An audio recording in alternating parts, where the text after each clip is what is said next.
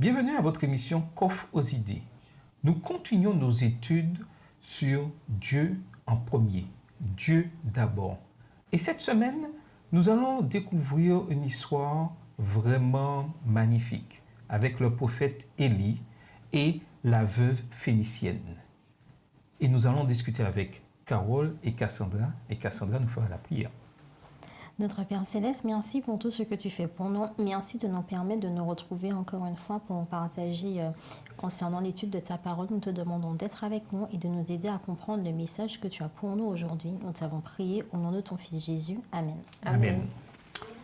Encore une fois, on découvre le peuple d'Israël délaissant la parole de Dieu dans 1 Roi 17, les versets 8 à 16. Et j'aimerais pour commencer que nous commencions à lire les versets 8 et 9 de 1 Roi 17, les versets, 1 Roi 17, les versets 8 à 16. Alors la parole de l'Éternel fut adressée en ces mots. « Lève-toi, va à Sarepta, qui appartient à Sidon, et demeure là. Voici, j'y ai ordonné à une femme veuve de te nourrir. » Là, on découvre Élie dans une situation particulière. Et une question me vient là à l'esprit. Élie est en pleine, je dirais, il a une période de sécheresse du peuple, alors que c'est lui qui a annoncé qu'il y aurait cette sécheresse. Et là, Dieu l'envoie vers une veuve à Sarepta. Est-ce qu'on pourrait dire que Dieu est quand même injuste? Il envoie Élie vers une veuve, ce n'est pas quelqu'un de riche, afin d'être nourri. Est-ce qu'il y a une justice, entre guillemets, dans ce choix-là? Le plan envoyé chez un homme riche, comme ça serait tranquille. Alors, qu'en pensez-vous? Ben déjà, tu ne sais pas si autour de cette veuve à ce lieu, il y a des riches. Hein? Déjà, tu ne sais pas, d'accord? Dans l'histoire, on te dit juste qu'il y a une veuve à Sarepta, donc tu ne sais pas ce qu'il y a autour, d'accord? Et puis, comme on aime bien à dire, Dieu sait pourquoi il fait toutes choses, finalement. Donc, je pense qu'envoyer Élie particulièrement, et même d'ailleurs nous préciser dans le texte que c'était une veuve, il y a un intérêt, en fait, et très certainement une leçon à apprendre de tout ça. Oui. Mais surtout, alors, en complément d'histoire, même s'il y avait peut-être des riches autour, mais on sait que la veuve, elle n'était pas, puisque quand Élie est venu la voir, elle a bien dit qu'il ne lui restait pas grand-chose et que ce qui lui restait, elle allait juste faire un dernier repas pour son fils et elle, et qu'il mourrait après. Donc ça veut dire, déjà, ça montre à quel point la sécheresse était difficile, c'était vraiment terrible pour le peuple et les environs. Et en fait, comme les voies de Dieu sont impénétrables, comme vient de le rappeler Cassandra, on ne sait pas. L'Éternel avait certainement un message à transmettre à cette veuve, mais aussi à Élie. Donc je pense qu'il y avait forcément quelque chose à en tirer derrière. Parce que bon, ça aurait très bien pu être une famille, tout simplement, mari, femme et enfant, chez qui Dieu envoie Élie.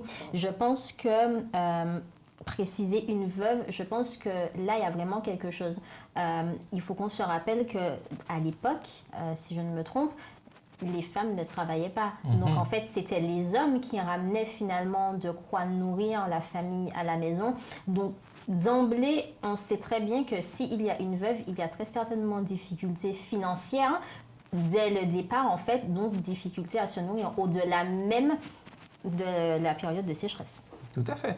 Mais est-ce que Dieu, des fois, ne nous met pas dans des situations improbables afin de propager son message? Parce que dans le cas d'Élie, Dieu a voulu donner, certes, une leçon à Élie, mais aussi un témoignage vis-à-vis de cette veuve. Mais Charles, c'est l'histoire de notre vie, j'ai envie de te dire. Mais attends, on est tout le temps dans des situations improbables, en fait. Hein. C'est tout le temps la situation. Quand la fin du mois arrive et que le salaire n'est pas arrivé, que la voiture tombe en panne et que tu en as besoin pour aller travailler le lendemain, tu es dans une situation improbable, finalement. Mais Dieu te sort toujours de ton pétrin. Tout à fait. Mais quelle a été l'attitude de cette veuve-là? Qu'est-ce qu'elle a fait qui vous pousse, qui montre que c'est quelque chose vraiment... Est-ce que naturellement, quelqu'un aurait fait ça, ce qu'elle a fait? Ben, elle a fait preuve de foi et je pense que si l'Éternel l'a envoyée vers cette veuve, c'est parce qu'il savait qu'au final, elle était disposée. De toute évidence, c'était une femme disposée à aider. Parce qu'une fois que Élie lui a proposé justement de lui faire à manger, d'abord. Oui, tout à fait, oui. Donc, en fait, elle a suivi, elle a obéi, pardon. Elle a obéi simplement au prophète de l'Éternel parce qu'elle a reconnu déjà en lui un prophète, ce qui est déjà bien. Et on voit bien que c'est une personne qui était probablement, qui avait certainement l'habitude de recevoir. Elle avait certainement ce don de l'hospitalité, puisque automatiquement, elle a accueilli Élie chez elle et effectivement, elle l'a nourri. Elle l'a nourri et on nous dit que le miracle qu'elle a pu vivre, puisque la farine ne manqua point, l'huile ne manqua point, donc ils ont pu payer leurs dettes, etc. Donc on voit bien que à travers cette expérience, elle-même, Elle a vu. sa foi a été payée en quelque part. Donc on pourrait dire qu'elle a mis Dieu vraiment en premier. Et c'est le thème que nous découvrons au cours de ce trimestre. Et ce que je trouve en fait intéressant, c'est que cette femme, ça nous montre bien la générosité en fait de cette femme. Et tu nous demandais est-ce que nous finalement on aurait fait pareil. Mais je sais pas. Mais si tu es chez toi et puis que c'est tout ce qu'il te reste, est-ce que tu as réellement envie d'aller faire ça? Non, mais je te donne un exemple. Là, parce qu'on peut comparer avec nous, c'est le pasteur vient chez toi et te dit, alors que nous sommes en période de difficulté, et te dit oui. Sers-moi à manger en premier et Dieu va agir. Mais je suis presque sûre que nombreux sont ceux qui auraient eu envie de se dire on enlève quand même un petit peu de repas pour nous. Bon, le miracle de Dieu, ouais, mais bon, tu vois, il y a le doute qui s'installe. Oui, parce qu'en fait, on va pas se mentir. De nos jours, les miracles que l'on voit, du moins qui se produisent même dans nos vies, je pense sont quand même moins parlants en fait de manière physique que ce qui se passait dans la Bible. Et je pense que en tant que jeune notamment, on a beaucoup plus de mal à se dire Dieu va effectivement faire un miracle comme il a fait au temps de la veuve de Sarepta. Donc c'est sûr qu'on aura toujours plus de mal à se dire ouais, on va tout donner au pasteur et puis advienne que pourra pour nous. Ah, surtout que si on compare bien, Élie, c'est lui qui avait, sous l'ordre de Dieu, prophétisé la sécheresse. Parce que le peuple s'était détourné et Élie, alors imagine-toi, c'est le pasteur qui a annoncé que vous serez dans la disette et qui vient chez vous pour pouvoir être nourri. Mais parce comment, que... pasteur, tu n'as pas demandé à Dieu de te nourrir. Non, mais après, je pense que comme tu dis, il y a vraiment une leçon à en tirer de se dire, bien, Dieu en premier dans tout ce que l'on fait. Voilà, et c'est comme on y revient tout le temps, finalement, cette notion d'obéissance. On obéit aveuglément à ce que Dieu nous demande. Dieu nous demande d'avoir de l'hospitalité, Dieu nous demande d'être généreux. Donc, quelle que soit la situation, ben, en fait, je vais donner sans me poser la question de dans quelle situation, en fait, moi, je serai. Tout à fait. C'est vrai. Et en plus, on se rend compte que cette dame, elle était attentive aussi, parce que quand on lit au verset 13, la deuxième partie, où il dit donc de préparer d'abord pour lui le petit gâteau, mais il dit, et tu me l'apporteras, tu en feras ensuite pour toi et pour ton fils. Ça sous-entend bien qu'il y a un après. Et ça ouvre une perspective, ça ouvre de l'espérance. Et c'est pareil pour nous aujourd'hui, lorsque nous ne voyons pas, puisque cette femme, elle ne voyait pas la suite, elle avait déjà même programmé une mort. Fin de l'épisode. Voilà, exactement. Mais on voit bien que grâce à la confiance qu'elle a eue en Élie, et donc en la parole de Dieu, par extension, on voit bien que cet espoir est né. Et dans nos difficultés, c'est pareil. On doit toujours se rappeler qu'il y a cet espoir. Il y a toujours, avec Dieu, il y a toujours un après. Ça ne s'arrête jamais. Et même dans notre vie, on a un après. On a cette espérance de la vie éternelle. Donc, dans notre vie aujourd'hui, puisque nous devons vivre le ciel déjà sur terre, n'est-ce pas? D'accord. Dans cette vie, il y a toujours un après. C'est comme on dit, on n'a jamais vu ça. Il ne pleut pas tout le temps, tout le temps, tout le temps. Il y a toujours un même quand il y a eu le déluge, il y a toujours un arc-en-ciel, il y a du soleil. Il y a toujours, le soleil reviendra toujours. Donc, lorsque nous avons des difficultés, nous devons nous rappeler que il y aura toujours un après avec Dieu. Dieu ne nous laisse jamais comme ça, sans solution. Il y a toujours un après. Et c'est sur cet après que nous devons nous focaliser pour pouvoir passer tant bien que mal les difficultés, même Tout si à c'est fait. pas facile. Et l'autre point que j'aimerais rajouter, c'est que cette femme, elle donne sans se poser la question de est-ce qu'elle va recevoir une bénédiction en fait. On a souvent tendance à se dire donnant. Si je donne, c'est parce que je sais. Si je donne à la personne ma farine, c'est parce que je sais que derrière, elle va me donner le fruit à pinquer dans son arbre. Non, en fait. Là, ça nous montre bien qu'on doit pouvoir donner, mais vraiment sans rien attendre en retour et que finalement, le don que l'on fait, c'est de manière désintéressée. Oui. Et lorsqu'on regarde quelque chose, cette situation, la veuve, c'était pas à cause de son comportement, c'était pas de sa faute. C'était le peuple qui s'était détourné et Dieu avait donné une sanction. Mais j'ai une question. Comment expliquer que Dieu, qui est un Dieu d'amour et qui respecte notre libre arbitre, châtie ceux qui quittent le droit sentier? Parce qu'il le dit clairement dans Apocalypse 3, verset 19, « Moi, je reprends, je châtie tous ceux que j'aime, et donc du zèle et reprends-toi. » Alors, pourquoi, des fois, Dieu utilise, je dirais, des événements négatifs, une certaine dureté qui ne respecte pas mon choix? Ah oui. Déjà, il y a un problème. Est-ce que tu dis Comment peut-on dire que c'est le véritable amour? Non, mais déjà, il y a un problème. Ton histoire, là, de ton choix et véritable amour. Et Dieu, là, tu vois, il y a... Il y a quelque chose qui ne va pas. Non, mais non, déjà, ça ton va choix, ensemble. il y a un problème. Parce que Oui. quand tu décides De suivre vivre, de l'Éternel, suivre tu dois l'Éternel, suivre. ce n'est plus ton choix, en fait. Voilà. Hein. Ton choix, Ce n'est plus moi qui vis, c'est Christ qui vit en moi. Tu vois, Donc, on se rappelle, on remet un petit peu les choses dans le contexte. Donc, je vois que tu es un peu perturbé. Alors, non, mais c'est vrai, bon, trêve de plaisanterie, mais je veux dire que la réalité est que la liberté, la vraie liberté, ce n'est pas faire tout et n'importe quoi. Et c'est peut-être ça l'erreur. Dans tout, il y a un cadre. Dans tout, il y a un cadre. Ne serait-ce que de notre vie, notre corps, déjà, il y a un cadre. Ah ouais? Notre corps. Hein? Parce qu'on gère notre corps. Il faut qu'on dorme, il faut qu'on mange, il faut qu'on boive. Hein? D'accord? Il faut qu'on vidange. Pas vrai? Bon, donc il y a un cadre. On ne peut pas faire tout et n'importe quoi. Bon, l'Éternel nous a donné le libre arbitre, mais ce libre arbitre, c'est dans le cadre de son amour, en fait. Donc, il est normal que si je m'écarte du droit chemin, qu'on puisse me donner une petite tape de temps en temps pour que je me redresse. Pourquoi? Parce que j'ai un objectif. Ah non, mais N'est-ce pas? attends. Oui. Si, par exemple, je me décide d'aller à tel endroit, voilà le sentier qui mène à cet endroit. Si je me détourne, d'accord? On a l'exemple du GPS. Même le GPS va te Lorsque le GPS, on fait rentrer l'adresse, d'accord? Si on se détourne, le GPS nous dit quoi? Faites demi-tour dès que possible ou bien, etc. Ou le GPS recalcule, mais on se rend compte qu'on va toujours retomber sur la même voie qui était prévue. Et c'est ce que l'Éternel fait avec nous. C'est-à-dire que parfois on se détourne, c'est pas par manque de liberté, c'est parce qu'il nous aime et qu'il veut qu'on arrive au bout. Je suis d'accord avec toi, mais lorsque je prends le verset, c'est pas ce qu'il dit. Il dit, je reprends et je châtie tous ceux que j'aime. Ça veut dire que je suis... Attends.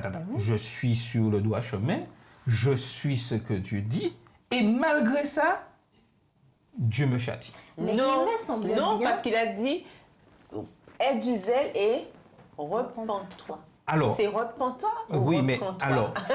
Les deux, finalement, j'ai envie de te dire. Non, mais alors, est-ce que Dieu, dans son amour, ne châtie jamais?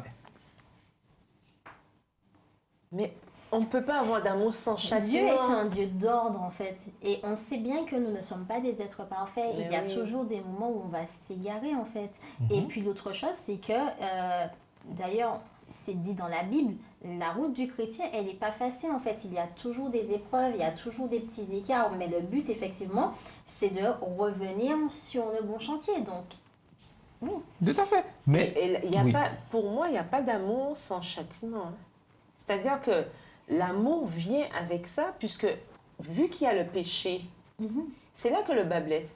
Comme il y a le péché, il y a forcément cette contrepartie par rapport à l'amour. L'amour, en fait, a été un petit peu tronqué au moment où nos premiers parents, malheureusement, ont décidé de désobéir.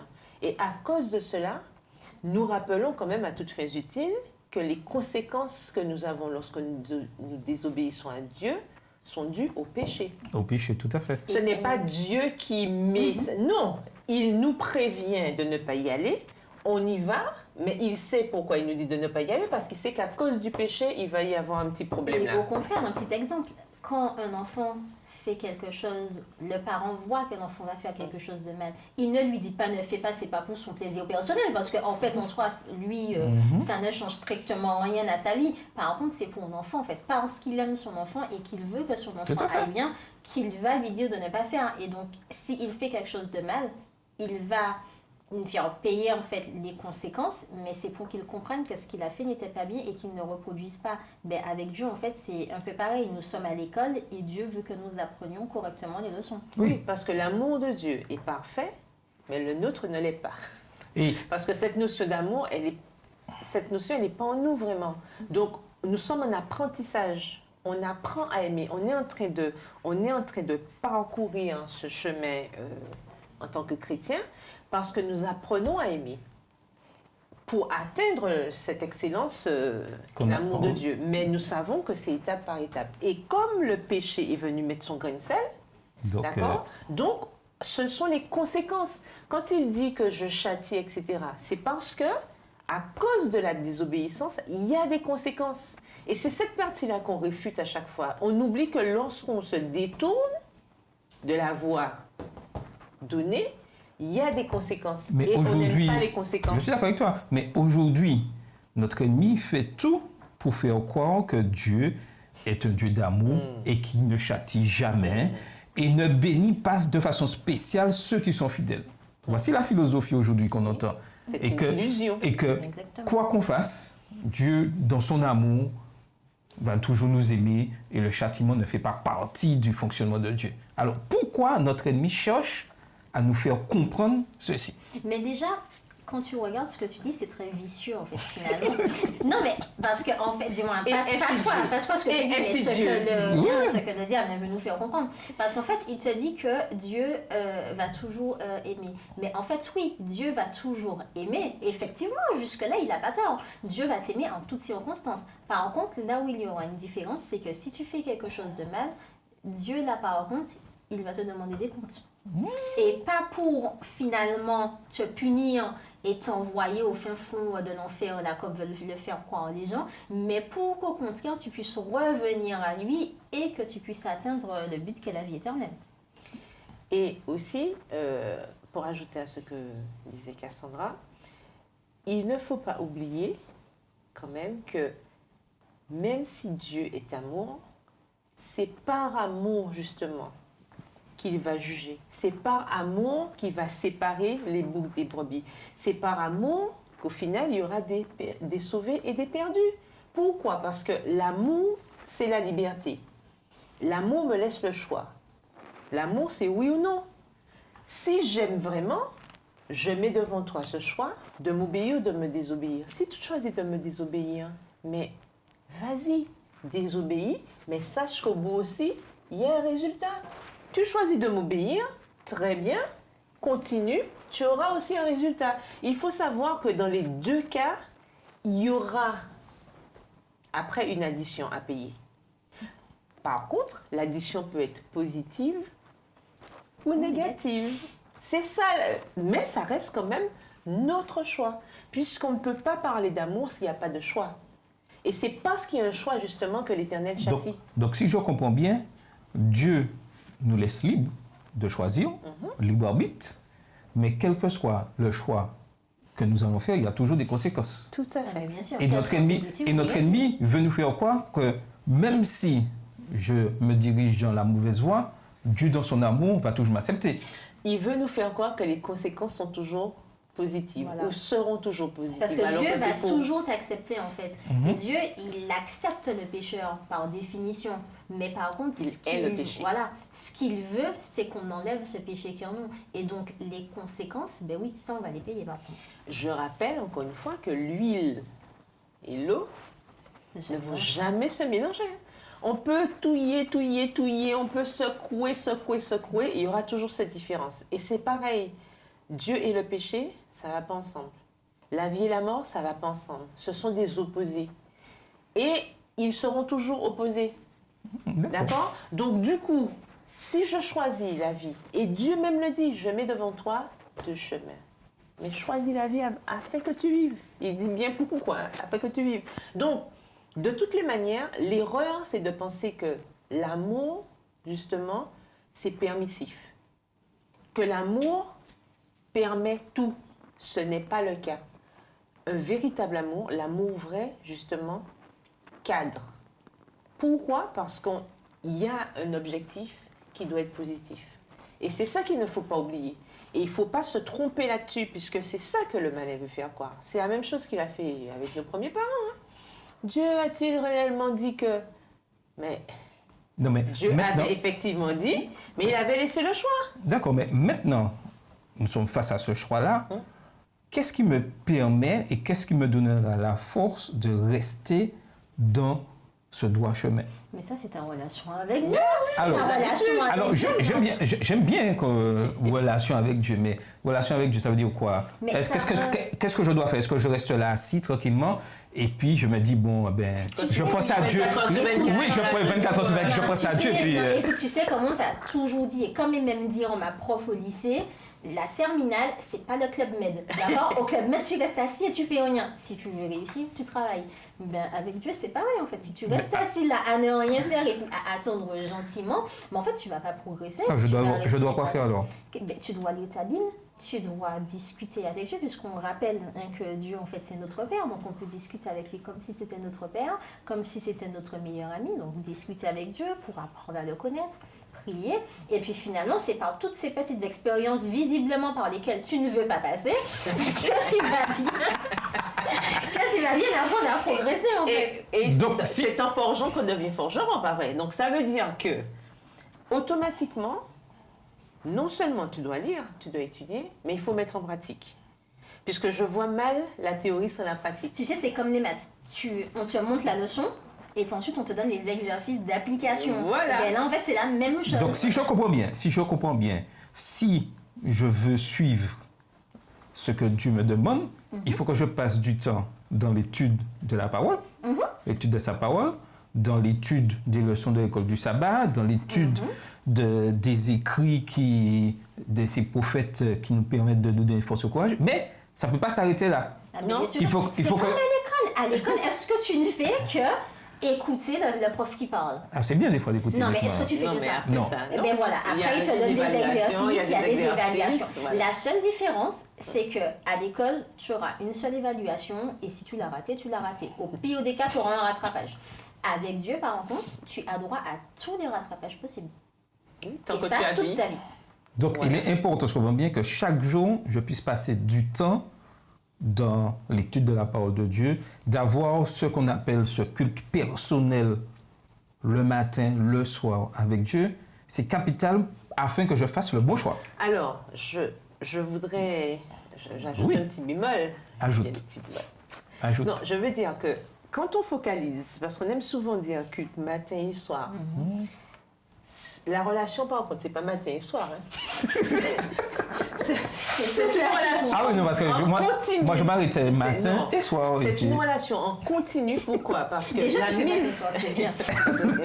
Parce que la mise en pratique de ce qu'on lit, de ce qu'on apprend et ce qu'on étudie, la mise en pratique se fait justement tout au long de ces heures que Dieu nous permet d'avoir. Puisque tant que nous avons vie, nous devons appliquer ce que nous apprenons. Et notre relation avec Dieu doit être constante. Et puis, autre petit bémol, tu as dit culte matin et soir, que tout le monde soit rassuré. Oui. Si vous ne faites pas le culte le matin, si vous ne faites pas le culte le soir, c'est pas grave. Le plus important est d'avoir un moment avec Dieu ou plusieurs moments avec Dieu dans la relation. C'est ce que je veux dire. Donc, il est important d'avoir quand même un culte personnel. Un culte personnel. En tout cas, une relation. Il faut avoir une relation personnelle. Tu peux avoir un culte avec Dieu. Hein, et ne pas... On laisse tout simple. Le matin, tu te lèves, tu es encore endormi, tu lis la méditation, mais en fait, une minute plus tard, tu ne sais même pas ce que tu as lu. Je suis pas certaine, et puis tu fais la prière le soir entre deux sommeils, Non. Je suis pas certaine que ça soit une relation avec Dieu. Non. Du moins, de la Ça même doit être- manière, hein, Donc, il est important d'avoir un culte personnel, mais que mettre, des De moments qualité. de qualité, en que, fait. oui, mais que mettre dans ce culte pour qu'il Mais soit c'est de toi- qualité. mais c'est toi qui décides. Non, mais attends, Voilà. quand tu veux passer un moment, hein, d'accord, avec ta femme, par exemple, un moment de qualité, tu innoves, tu réfléchis à qu'est-ce qui va lui faire plaisir, si elle préfère un pain au chocolat, si elle veut pas manger, si elle préfère juste un massage, moi j'en sais rien, si elle veut lire la Bible avec toi, si elle veut pas lire la Bible, tu choisis en fait, tu vois, ce que tu veux mettre dans ce moment de qualité. Ben, Parce en que fait, c'est toi qui connais sa voilà, relation donc en avec fait Dieu. avec Dieu c'est pareil. Tu construis en fait une relation et tu sais ben, ce qui vous réussit le mieux à Dieu et à toi. Est-ce que c'est prier? Est-ce que ce sera chanter seulement?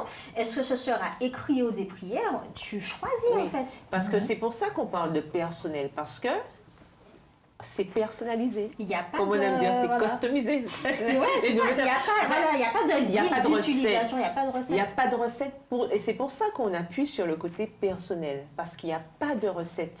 Quand il s'agit de Dieu, c'est ce qui est bien. Il s'adapte.